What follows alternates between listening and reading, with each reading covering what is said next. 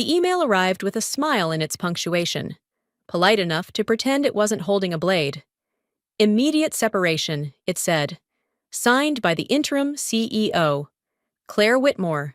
No meeting invite, no warning, no conversation. Just a tidy paragraph that thanked me for my contributions and asked me to disappear by sundown. I stood there reading it twice, impressed by how something so courteous could feel so violent. I don't want to look at that email anymore. To be honest, right now I'd rather find a down comforter because it's so cold today. What's the temperature where you live if you're still here? Please leave your lucky number in the comments. I wasn't a junior analyst or a name on a spreadsheet. I was the compliance lead who built the controls everyone bragged about.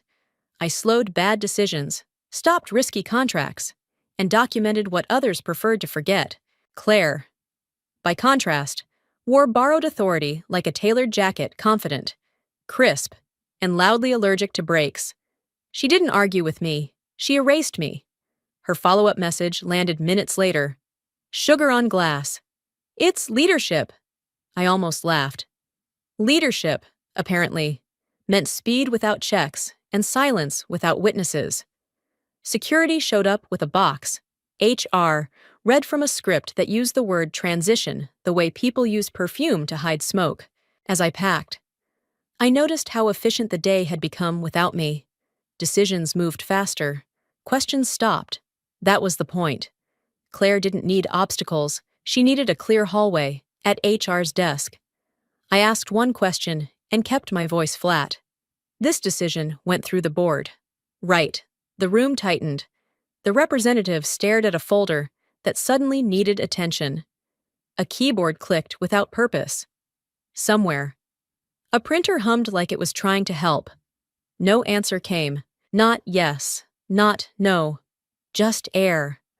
I left when they told me to, outside. The calm finally settled in cold. Precise. Patient. If the board hadn't approved my exit, then the exit wasn't the story. It was the invitation. Before we continue, I'd like to pause for a moment. What you're about to hear is a fictional story, built on real professional experiences and situations, with some elements created using artificial intelligence to bring the story to life. I hope it leaves a lasting impression and gives you an engaging experience. And if you're feeling tired, please take some time to rest and take care of your health. I learned quickly that borrowed power talks louder than earned authority. Claire Whitmore didn't settle into the interim chair. She lounged in it, issuing decisions like refunds that would never hit her account. Meetings shrank. Approvals vanished. Anything that slowed her momentum was labeled legacy thinking, which was her polite way of saying inconvenient. The processes she cut were mine. Compliance gates, dual reviews, escalation paths I'd built to keep us alive during audits suddenly became obstacles to be stepped over. Claire called it agility. I called it gambling with someone else's money. When I pushed back, she smiled, the kind that never reaches the eyes, and told me speed was culture now. What surprised me wasn't her confidence. It was how fast legal followed. Our internal legal director started rewriting sentences the way you bend wire. Not enough to snap, just enough to fit. Temporary interpretation. He said, contextual flexibility. Words designed to look responsible while meaning nothing at all. The confrontation came without drama. Claire leaned back, folded her arms, and ended the discussion for everyone. I don't need gatekeepers, she said evenly. I need execution. The room nodded, like that settled it. Borrowed power loves an audience. I didn't argue. I didn't warn anyone. I went quiet, which Claire mistook for compliance. That was the moment contempt replaced anger, because while she was trimming safeguards, I was sending one email. No opinions, no accusations, just timelines, approvals, and signatures that didn't exist. It went straight to him. I went home with a cardboard box and a mind that refused to scatter. The box held notebooks, a framed badge, and a mug someone once gave me as a joke. What I carried mattered more. I had a complete internal map of how things actually moved, where approvals stalled, and which shortcuts had names attached to them. Calm followed me like a shadow, Not relief, but something sharper. I set the box down and opened my laptop. Access logs lined up cleanly. Timestamps didn't argue. Emails asking me to temporarily bypass controls sat in neat folders. Each one answered with a documented refusal. I had calendar invites that vanished after meetings. Document histories showing revisions pushed through minutes after I said no. It wasn't chaos. It was a pattern pretending to be urgency. That was when I made one call. The board's executive secretary answered on the second ring. Voice low, already careful. I didn't dramatize anything. I listed dates, actions, and the order they happened. She listened without interrupting. When I finished, she exhaled once and said, "Very clearly, the board never approved your termination." The sentence landed heavier than anger ever could. We stayed on the line. She asked me not to forward anything yet. "Bring it, don't email it," she said. Then she paused, checking something I couldn't see. Her tone shifted. "She's trying to clean this up." I refreshed my screen. Audit trails flickered. A file I knew by heart showed a new access attempt. Someone was touching records that should have been locked. I didn't panic. Panic is loud. I took screenshots, noted the sequence, and saved copies where they couldn't be reached. Dangerous calm is knowing exactly what to do and doing it slowly. When the call ended, the apartment felt quiet in a deliberate way. I looked at the box by the door and realized I hadn't left empty-handed at all. I had taken the truth with me. Organized, time-stamped, and patient, and somewhere across town. Borrowed Power was learning that erasing footprints only proves you were running already. I didn't need a clock to feel the pressure. The company itself seemed to hold its breath. The CEO was somewhere above the Atlantic, unreachable, while 5 hours of borrowed authority stretched in front of Claire Whitmore like a closing window. She moved fast. Too fast, summoning legal, finance, and procurement, as if speed alone could turn risk into legitimacy. The contract on her desk was the one I had blocked twice. Inflated pricing, a friendly vendor, and clauses vague enough to become traps later. Claire wanted it signed before the plane touched down. Once signed, no one can undo it. The internal legal director insisted, tapping the page like a countdown. Heads nodded. No one mentioned compliance. I stayed invisible. I didn't call anyone. I didn't storm offices or send warnings. Interference would have tipped my hand. And tension favors the quiet. Instead, I watched system activity from the outside. Tracing movements I knew by heart. Access requests spiked. Files opened that had no business being touched. Approval chains shortened in ways that left fingerprints. Claire thought momentum was protection. She mistook silence for absence. The truth was simpler. I had built the safeguards she was stepping over, and safeguards don't need permission to work. When a required review was skipped, the system noted it. When timestamps didn't line up, it recorded them. No drama, just math. The alert went out cleanly, triggered by a rule Claire never bothered to learn. It landed with the board, flagged and immutable. Phones started vibrating. Conversations stalled mid-sentence. Someone whispered, "Why did this escalate?" Claire's confidence cracked for half a second. Sharp enough to see, she looked around, searching for a culprit, and finally understood what the quiet meant. I hadn't left the game. I had simply stopped playing on her board, outside the glass walls. The building hummed on, unaware, inside.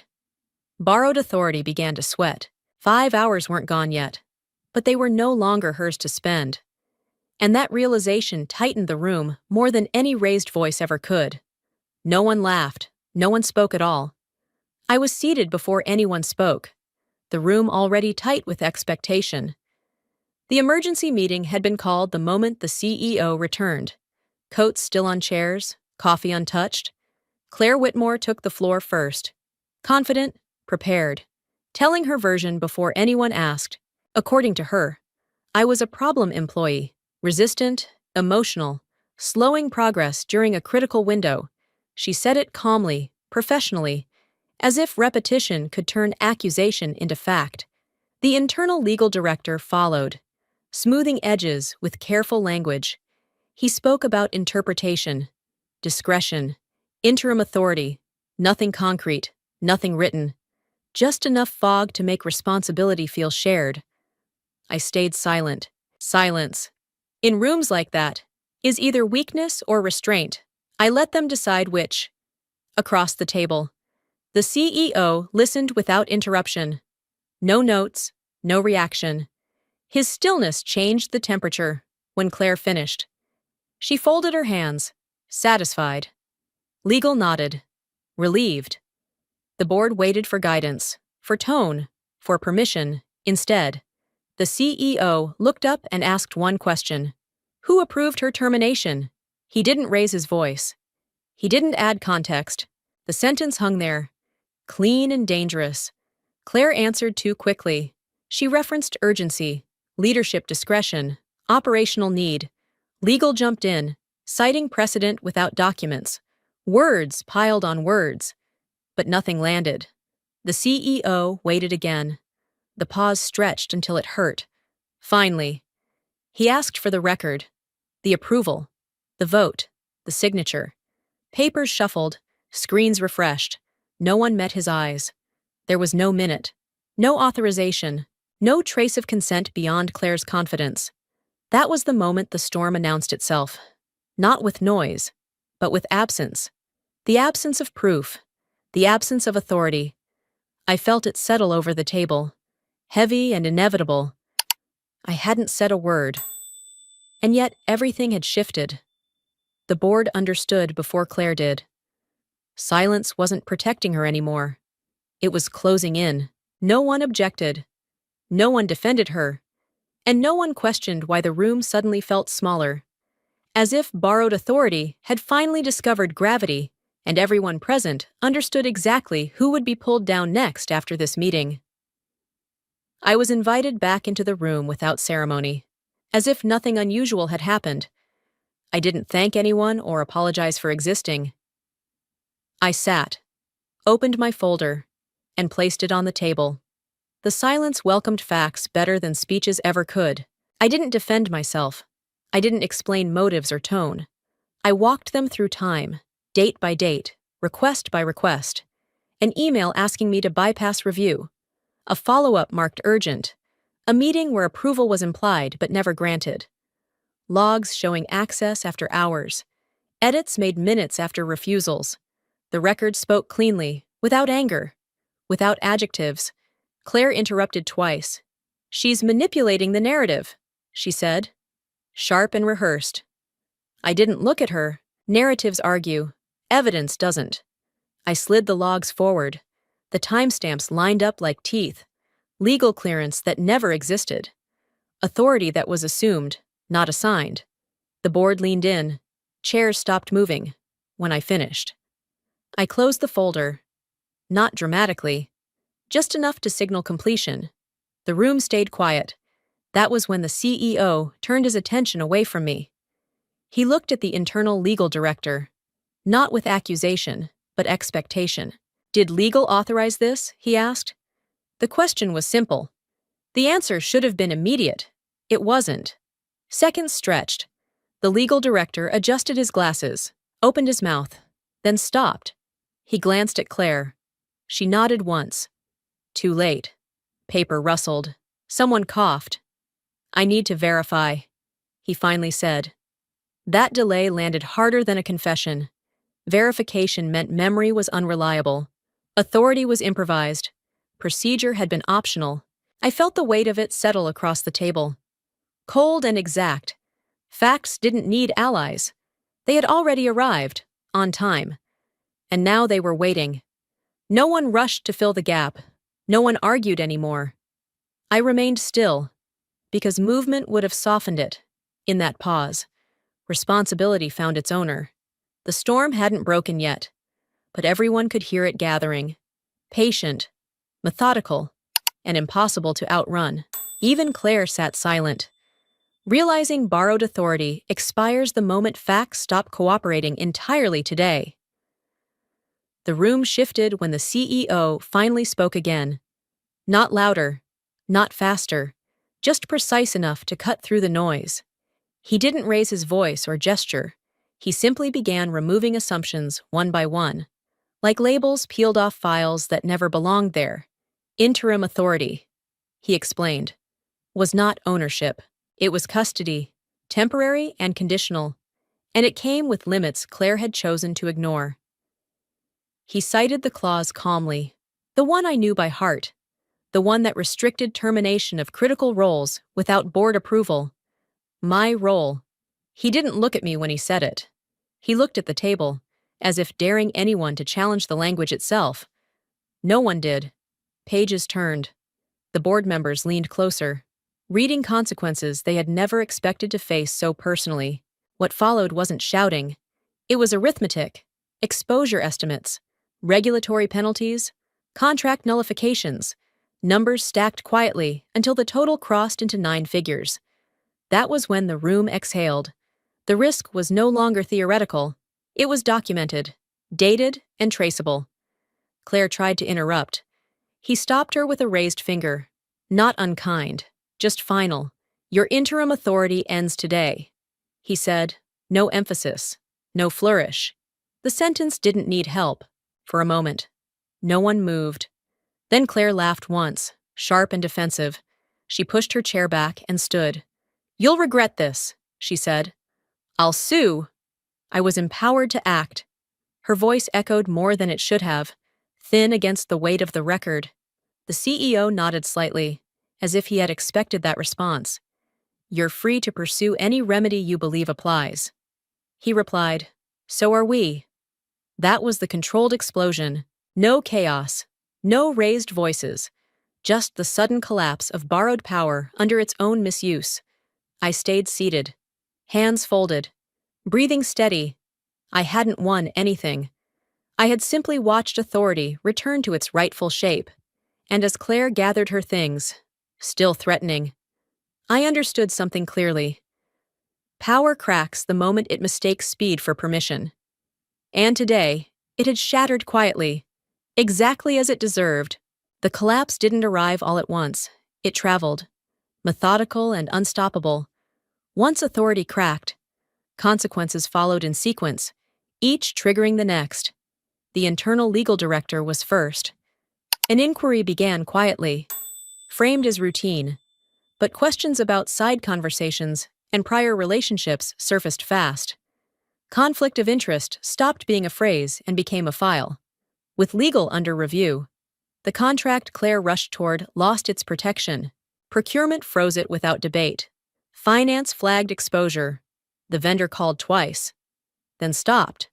Nothing dramatic happened. Systems simply refused to move forward. That's how real accountability works. It doesn't shout. It locks doors. One board member, who had watched everything in silence, finally spoke. Not in defense of principle, but survival. He asked where his approval had been recorded, whether his name appeared anywhere near the decisions in question. It didn't. He leaned back, relieved too early, already rewriting his own distance from the mess. The real moment came when IT entered the room. No announcement, just a tablet placed on the table. Access logs. Live. The CEO nodded once. Revoke interim credentials, he said. The command executed immediately. Claire's screen went blank, mid-sentence. Her email disconnected. Her access died where she stood. She protested, standing, demanding explanations. No one answered. The authority she had borrowed vanished faster than it arrived. Security didn't touch her. They didn't need to. The system had already decided. Then the final detail surfaced. A technician pointed to a timestamp discrepancy. Someone had attempted to alter logs earlier that day. Not successfully, but noticeably. The room absorbed it in silence. That wasn't leadership, that was intent. I watched the chain complete itself, calm and precise. No revenge, no theatrics, just actions meeting consequences. One after another. By the time Claire gathered her bag, the outcome was irreversible. Justice hadn't rushed in. It had arrived on schedule. Exactly as designed. I understood then that silence, documentation, and systems outlast personalities, and that the loudest collapse is often invisible. unfolding inside processes designed to remember everything, even when people pretend they can forget forever. Quietly, conclusively, I returned to the building without ceremony. Not escorted, not rushed, just acknowledged. My title was restored and expanded in the same sentence: oversight and compliance lead, as if the company finally admitted what I had been doing all along.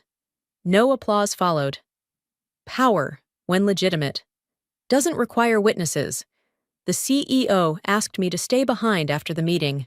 The door closed. Not dramatically, just firmly. He didn't thank me or apologize.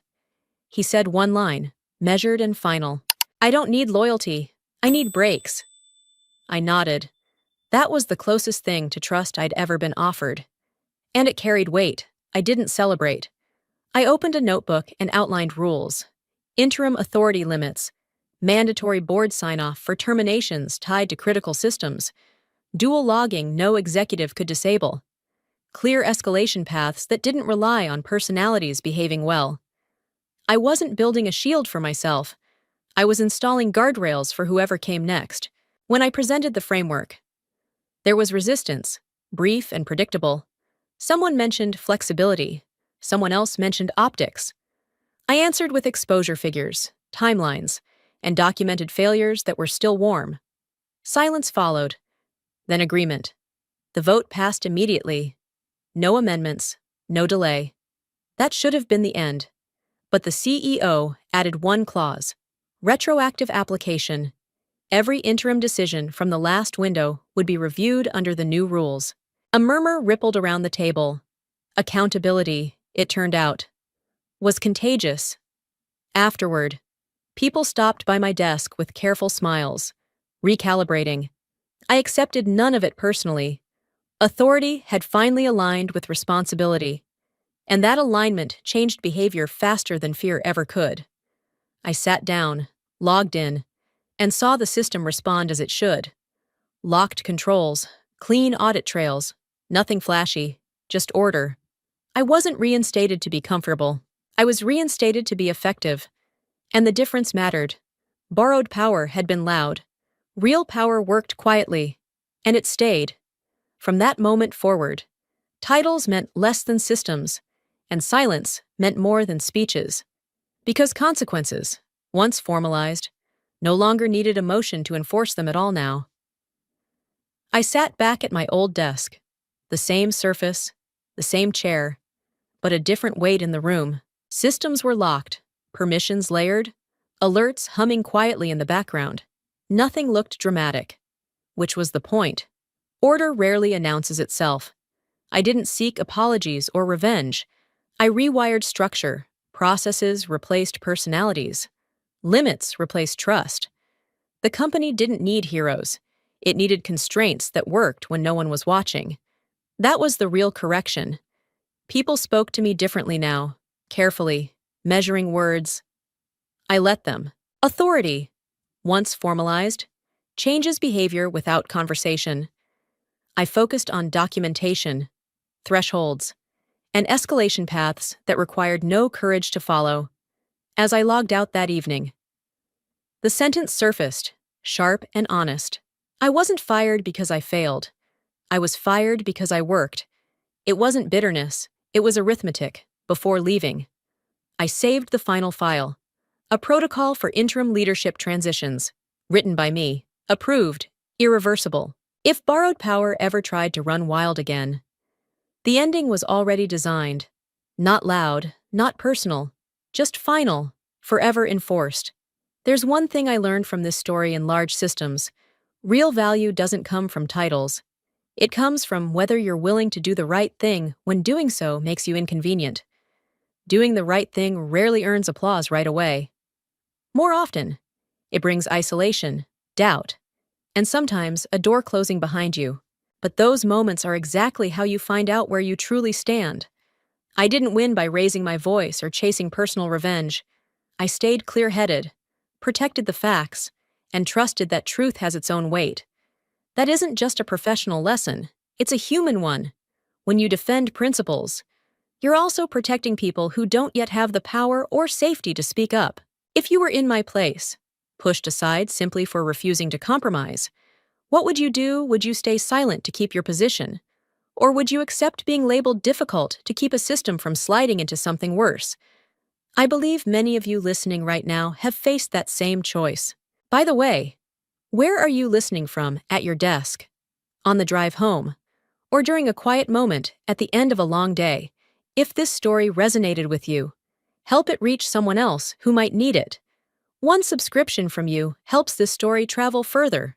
A like or a share might be the small push that helps someone rethink their next decision at work. If that feels worthwhile, stay with the channel.